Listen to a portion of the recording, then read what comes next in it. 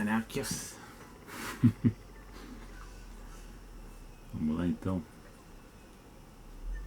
Opa.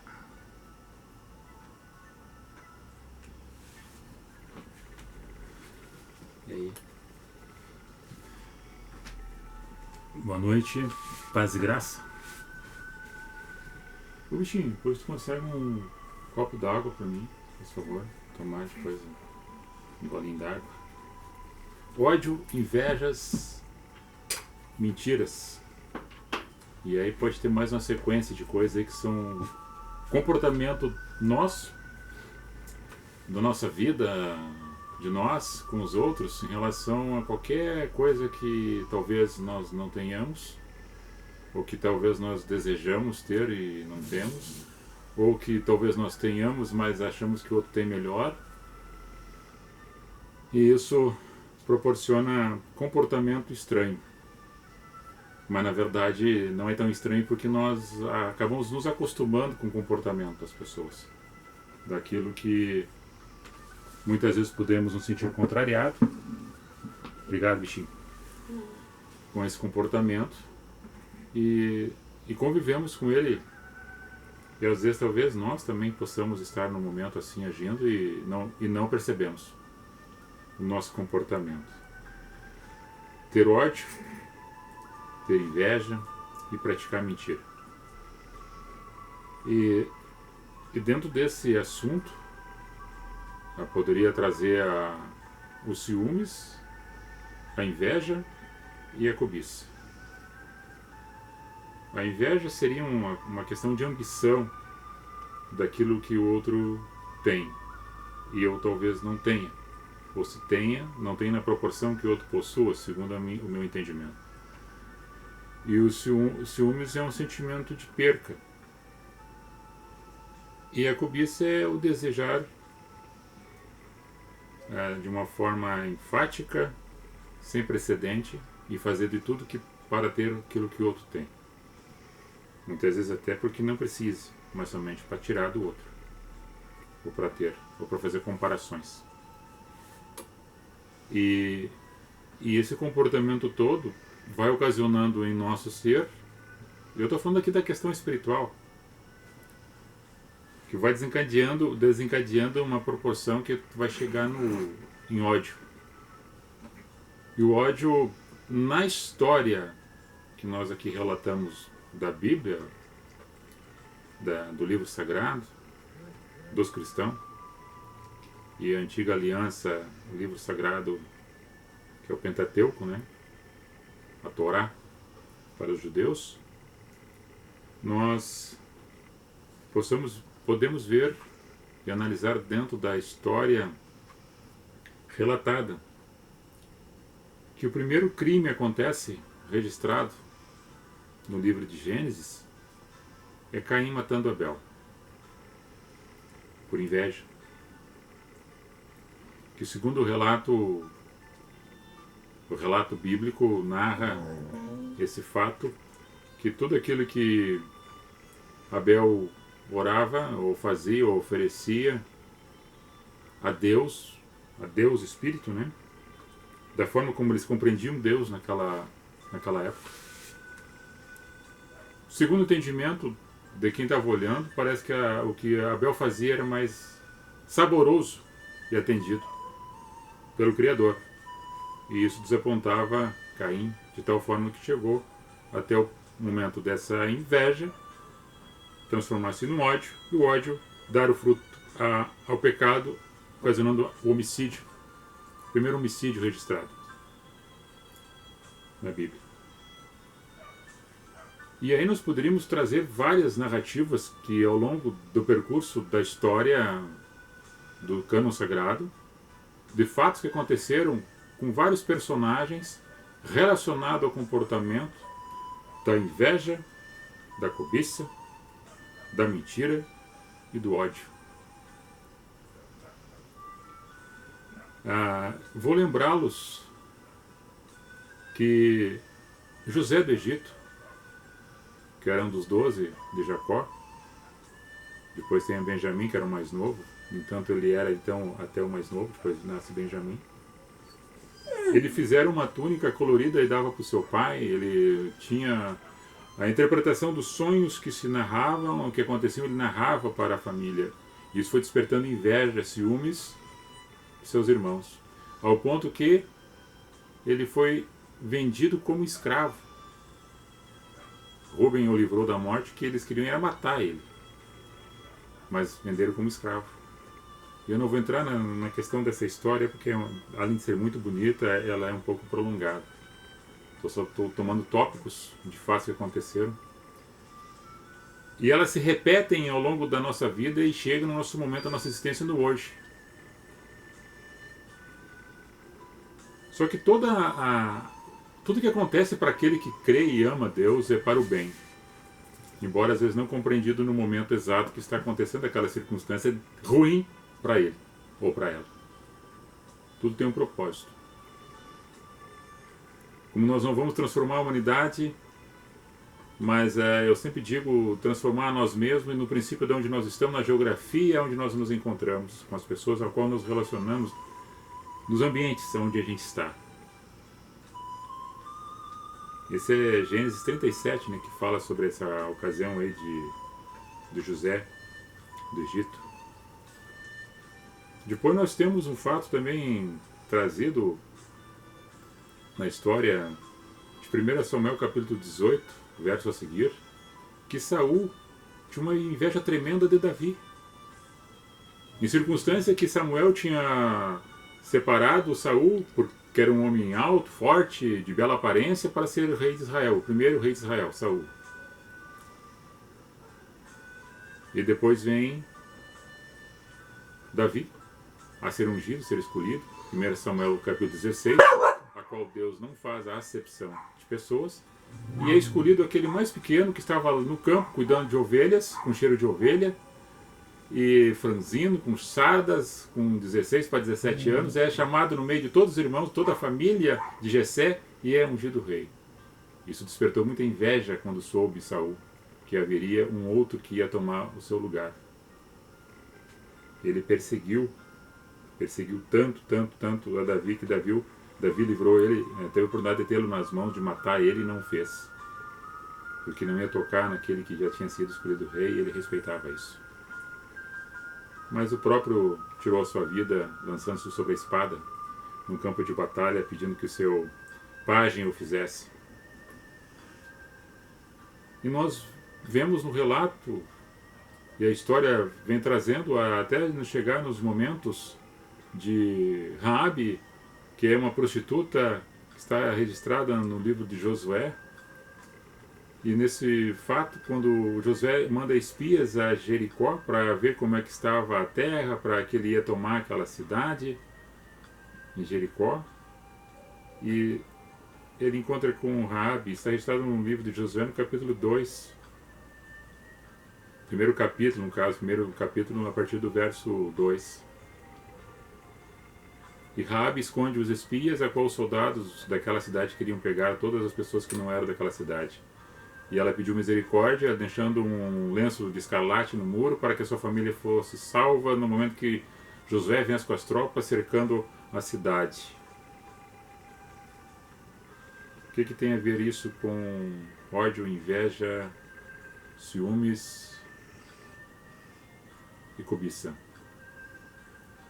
É que no olhar do homem, nós fizemos o julgamento de pessoas, às vezes porque ouvimos falar de alguém que foi assim ou que está assim, ou que cometeu isso, que cometeu aquilo, e não observamos a transformação que tem na pessoa, na sua existência, a qual está se transformando em uma nova criatura. E Raabe está dentro da genealogia de Cristo. No livro de Mateus, ela aparece uma única mulher, a prostituta, né, na ocasião, na época. E aquele tecido vermelho de escarlata lembra e quer dizer a simbologia de sangue de Cristo, que foi tocado. E quando esta referência simbólica espiritual toca nas pessoas, as pessoas são transformadas. E se tinha ódio, tinha ciúmes, tinha inveja, ou era prostituta, não é mais. Transforma-se numa nova criatura. E aí nós chegamos no Novo Testamento, nós temos a Mateus, que é chamado por Cristo para ser um dos seus apóstolos, que era odiado pelos seus irmãos porque ele era um cobrador de impostos. E ele deixa de ser cobrador de impostos e vai ser um apóstolo de Cristo. Nós temos Saulo de Tarso, no capítulo 7, no capítulo 8, ele aparece, e num dado momento Estevão está sendo apedrejado e Saulo segura as vestes de Estevão enquanto Estevão era morto. Mas no capítulo 9 nós observamos a conversão de Saulo, depois passa a ser chamado de Paulo, o grande apóstolo. Ele era um perseguidor, uma pessoa que tinha ódio com os cristãos, mas foi tocado por Cristo. Nós temos Zaqueu, que Jesus fala para ele nascer de novo, capítulo 19 do Evangelho de Lucas, que também era um cobrador de impostos.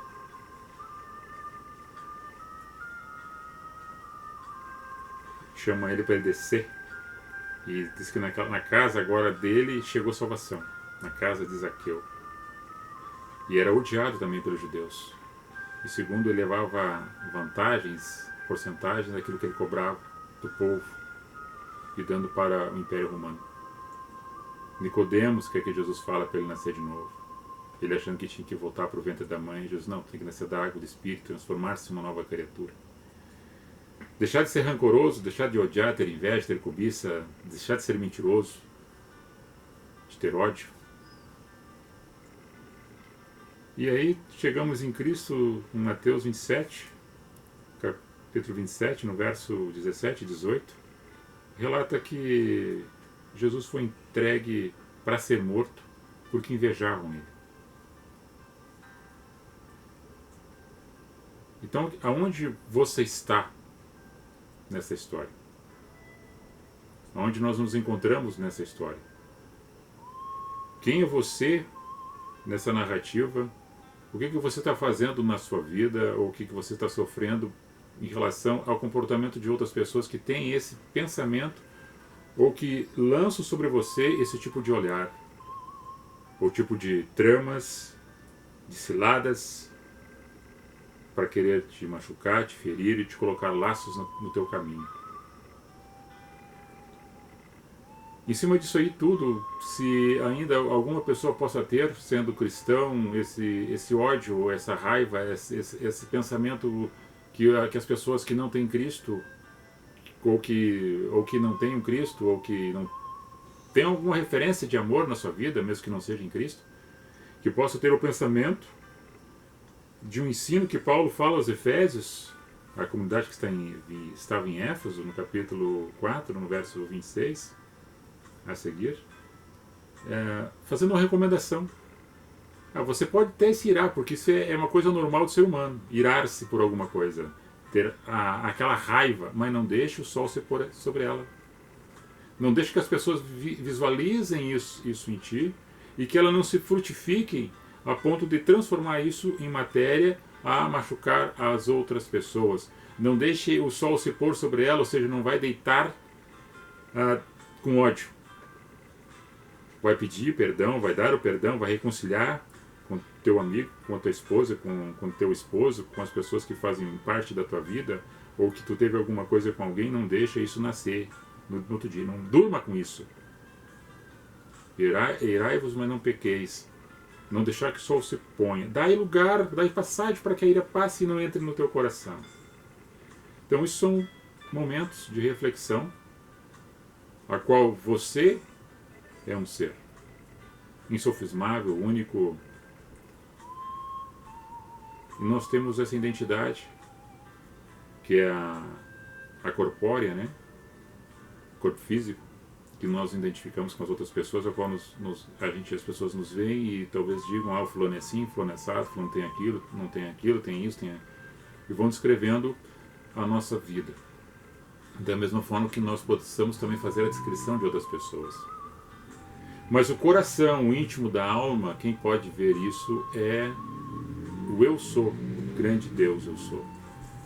grande Espírito de Deus, Senhor da nossa existência, da minha e da tua existência. Diante disto, amigos, amados irmãos, nós estamos sujeitos às mesmas paixões, aos mesmos erros, aos mesmos pecados e às mesmas culpas. Mas aqui falando para você que crê em Cristo, ou se você não crê em Cristo, mas creia em alguma coisa que possa estar acontecendo isso contigo, ou que você é o agente que está tendo esse ódio, essa inveja, essa cobiça, a ponto de querer matar ou destruir alguém. E o matar poderia ser fisicamente, ou poderia ser espiritualmente, ou poderia ser socialmente, ou poderia ser somente uma disputa de espaço de um lugar que você almeja chegar. E dentro da tua ótica, do teu entendimento, tu vê que talvez isso não seja possível da maneira certa e correta, traçados que nós, seres humanos mortais, achamos e temos a concordância de ser de forma igualitária, pacífica, justa, meritória. Não. Mas daí de tentar buscar o espaço através da safadeza, através do ódio, através do ilícito, através da maldade, através da mentira e do engano. Aí Jesus fala para os hipócritas, né, que eram os grandes religiosos da época, os fariseus, e diz que eles são todos os mentirosos, porque mentem muito, são falsos. João 8,44 ainda diz assim para eles, e diz para todo aquele que ele é o filho do demônio, que tem como seu pai o pai da mentira. Filho do demônio, porque tem como seu pai o pai da mentira. E as pessoas que mentem, fazem o ilícito, enganam, são filhos do demônio, são filhos das trevas, porque o seu fruto é produzido em cima da mentira e do engano.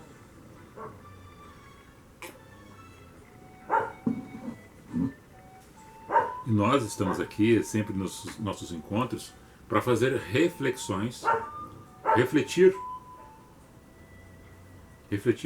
um pouco, respirar, harmonizar, fazer com que esse espírito drene e faça um movimento em nosso ser, em nosso intelecto, entendendo que a circunstância das ocasiões pode nos proporcionar o bem e o mal.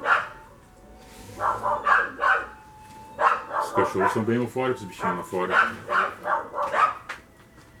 Então, a gente fica muito sensível com isso tudo. A sensibilidade das coisas, que às vezes nos vem até nós, nos entristecem, por ocasiões das pessoas quererem manipularem o pensamento das outras pessoas para elas somatizarem ódio sobre nós, para elas terem despertar inveja sobre nós, despertar a ganância, a vontade de destruir os caminhos de alguém. Nós sabemos que a nossa luta não é contra a carne, mas contra o espírito que envolve a nossa volta das coisas que vêm do mal. E as coisas que estão à nossa volta são da luz quando nós entendemos o amor. São das trevas quando nós percebemos e sentimos o ódio e a mentira, a inveja, a ganância e a cobiça. São sentimentos que machucam quem faz isso e machucam quem é o agente da passiva, que está recebendo isto sobre si.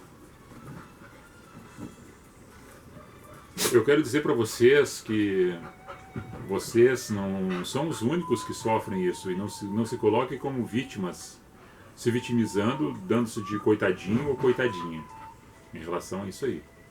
Agora tem uma coisa que nós devemos observar, que o comportamento nosso em relação às coisas que acontecem, ou de nós termos um convívio com outras pessoas, isso pode trazer consequências para nós, ou do bem ou do mal.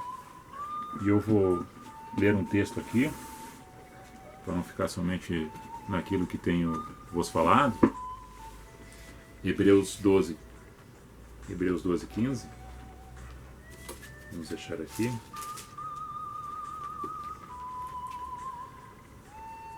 Diz assim: tendo cuidado de que ninguém se prive da graça de Deus e que de nenhuma raiz de amargura brote vos perturbe, e por ela muito seja contaminado, ou vos contamine. Tendo cuidado de que ninguém se prive da graça de Deus, e de que nenhuma raiz de amargura brote e vos perturbe, e por ela muitos possam se contaminar. Então nós temos que ter o cuidado, ter o zelo disso, desse comportamento, para nos não privar da graça de Deus. E que essas coisas que possam querer entrar em nosso coração, nosso sentimento, não nos tire o momento de equilíbrio, e que essa raiz de amargura seja adoçada pelo Espírito da bondade e da mansidão de Cristo. E ela não venha brotar em nós, e se brotar não venha perturbar, e que não sejamos contaminados por nós mesmos ou por alguém que venha querer nos contaminar com esse tipo de chaveco, de calúnia, de falação, de bobagens, de mentiras, de falácias, de coisas ilícitas que venha desagradar a tua e a minha vida. Ouviu, olha só esse cachorro. Mas vamos ler o Evangelho de João, no primeiro capítulo. Aqui é uma graça, né? A cachorrada aqui, eles saem correndo, vão para a rua Aquá. O meu bichinho fica dando suporte técnico operacional em relação a esses cães, que são os nossos filhotes aqui. Cachorro de rua adotado, né? Brincadeira. E a gente não tem às vezes uma totalidade sobre domínio, né? No momento a gente não espera, eles saem assim, aloprando. Mas no Evangelho de João, no primeiro capítulo, entendo sua mensagem, entendo a leitura.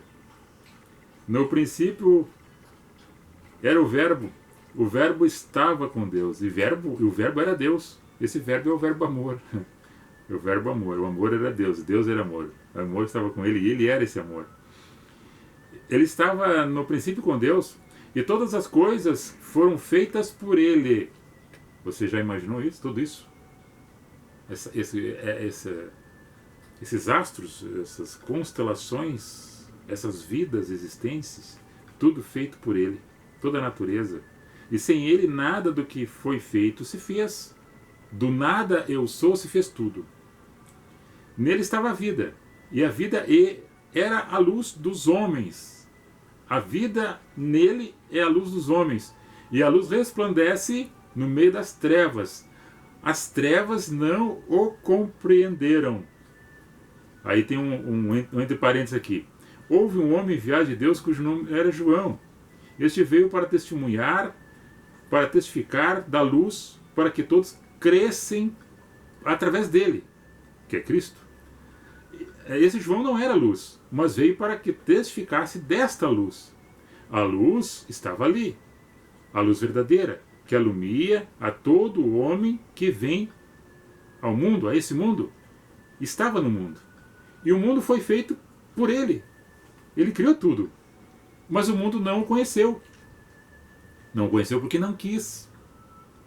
Veio para que eram os seus, e os seus ou não o receberam. Ou seja, Jesus veio para os judeus, e os judeus não o reconheceram ele, não o quiseram, o rejeitaram.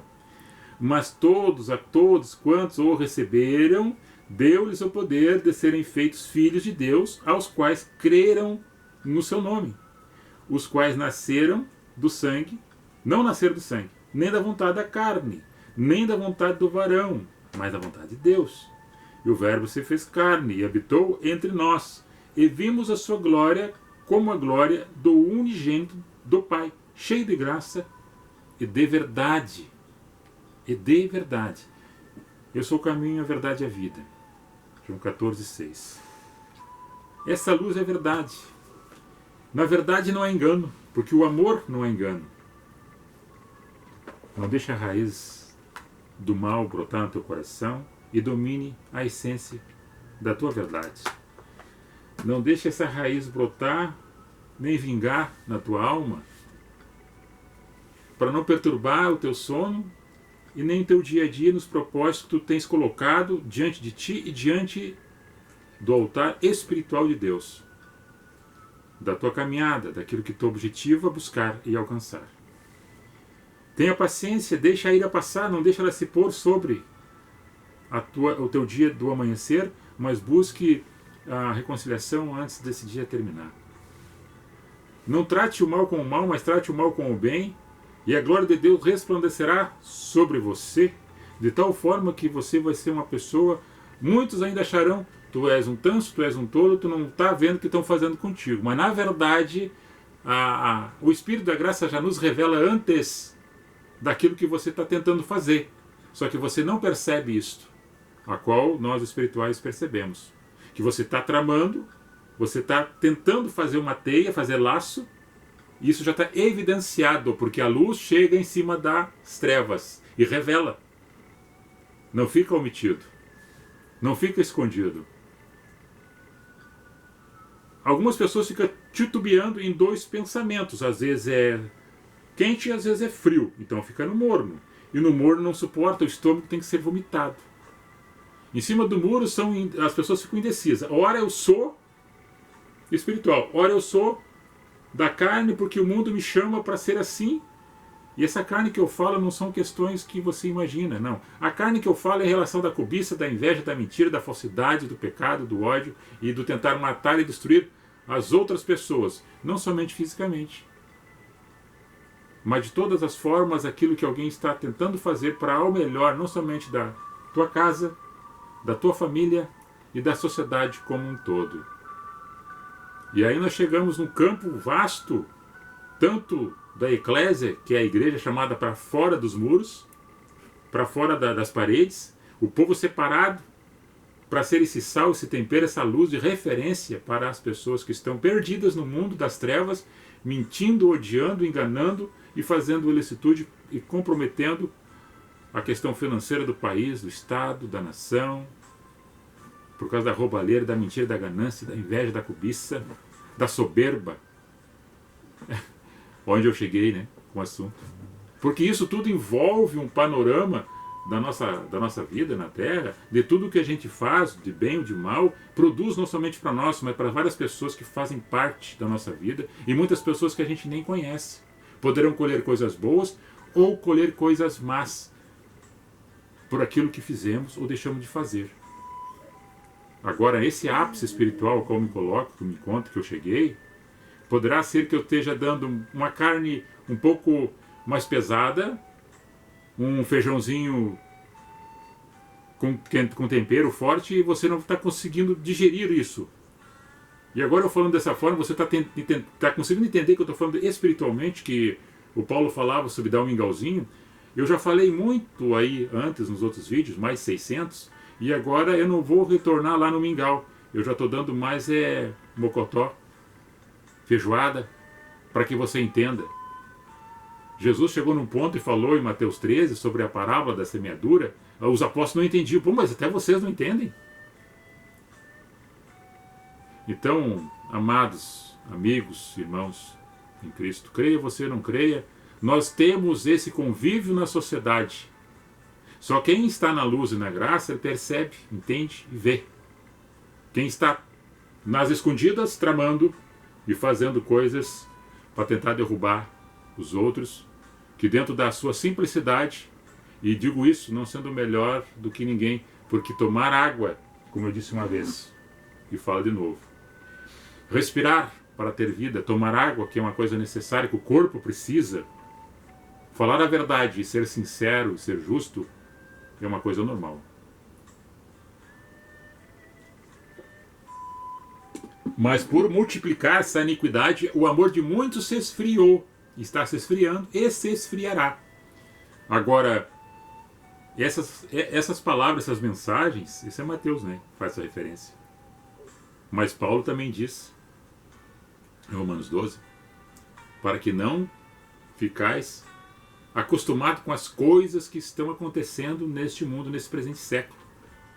Mas renovai-vos o vosso entendimento, para saber quais a verdade, a graça e a percepção de Deus na tua vida. E toma uma posição. Toma posição. Graças a Deus. Graças a Deus. Quando chegou em nós essa mensagem da cruz e nos libertou disto. E as pessoas ainda não entenderam, talvez ainda não entenderão e não reconhecerão. E poucas pessoas, bichinho. Poucas pessoas, bichinho. Meu bichinho está ali atrás tricotando, como sempre. Tricote, tricote, tricote. E muitas pessoas partirão dessa existência não entendendo isso. Morrerão na sua ignorância, sabendo ler. Morrerão na sua ignorância sendo doutores. Morrerão na sua ignorância. E talvez uma pessoa analfabeta, uma pessoa que é iletrada, inculto, incauto, entenda. Porque essa graça que chega nos corações das pessoas, ela não faz uma leitura de conhecimento intelectual, mas é dentro da simplicidade do humus, que é a humildade. Para humus é que pode dar a planta e a planta produzir o fruto, a humildade, para que entenda e compreenda. Essa palavra é que fique martelando no teu coração nessa semana, dias e dias. E você, achando bom, conveniente, possa compartilhar com os demais, a qual agora nesse momento não estão assistindo, não estão visualizando, não estão ouvindo essa mensagem, porque ela é boa para mim e para você e para tantos outros nesta noite e no dia de cada um. Deus abençoe a todos vocês, a todos nós. Um abraço, um beijo no coração, um final de semana abençoado para cada um, e que a luz, a graça e o poder de Deus esteja convosco em cada momento, em cada ato, em cada atitude, em cada circunstância. Um beijo no coração, meu bichinho. Vem cada um. Um alô pro pessoal aí. Um tchau. Não, tá de pijama, não interessa? Né? Não tá de pijama? Tô. Ah, tá de pijama, tá. Ela tá rindo. Paz e graça, irmãos. Jesus abençoe. Tem que falar que eu tô... Tá? O que foi? Ai, tô de pijama. Tô com vergonha. Eu já dei meu tchau. Agora tem que ler o nome das pessoas, né, bichinho? Pra dar um abraço nas pessoas ali que estão olhando. Jesus abençoe a todos. E você que é você é congregacional aí, beijo no coração de todos também. Vamos ver se eu vim pra cá e não sai da sintonia. Jesus Arley Correia, Wilson Menger, Roberto Schwartz, Deliveries Combos or Deliveries. Roberto Schwartz, isso acontece bastante. O Betinho dando seu palpite aí. Um abraço no coração, Betinho. Maria Lourdes, Ana Sander. A esposa do teu pai. É. A Floricultura Toque Especial, Luciano Silva. Daí, Luciano, como é que tá? É o irmão do Adriano, do Kiko. Sérgio Ricardo Soares de Souza. Cláudia Barbosa. Ai, a Cláudia. A Cláudia, minha nossa amiga de Santa Maria. Cadê? Não, vai lá, ó. Pode te localizar. Não, Ali, deixa eu ó. me localizar. Ah, tu tem do outro lado, lá, ó, para mais espaço, ó. Lá, ó. Pra cá. Aonde, amor? Aqui, ó, pra cá. Pra lá, tio. Tá na parede. A loba tá aqui. Ah, mas... Cadê? Tô Lá, passando. ó. Aqui, ó. Lá. Beijo, Cláudia. A professora Deli. Ah, a professora Deli, beijo. Deixa eu botar aqui então, ó. Aqui, ó. Ó. Aí, ó. Professora Deli. Deixa eu virar aqui também no YouTube. Aqui. Professora Deli. Ó, agora tu vai pôr aqui pro lado pra te aparecer, pra trás de mim. Ó. Esquerda, direita. Gabriel Bobson, Eduardo Júnior, Emily Bonho, a Arnélia Oliveira, Hildo Feijó, o Hildo, meu primo, José Gustavo Rosner, Marta Knefts, a irmã do Hildo, a Neí Knefts, a prima Neí, beijo no coração, a Francisca Paust, Francisca Paust, a tua prima? É, minha tia. Tua tia, a Marinês, da Ótica Central, Simone Guimarães, Maria de Lourdes Chaves de Lima, A tia. Mônica Fernandes, tá linda de pijama. Quem é a Mônica falou? Fernandes. Ai, querida Ele falou, né? Somos sorrisos contagiantes, ela disse. Moça. Tá, um beijo no coração de todos vocês aí, obrigado. Obrigado pela participação e deixe seus comentários aí e peçam algum tipo de assunto que a gente fala aí, tá? Compartilhem. Beijo no coração. Vamos encerrar aqui. Fui. Shalom. Goodbye. Aqui.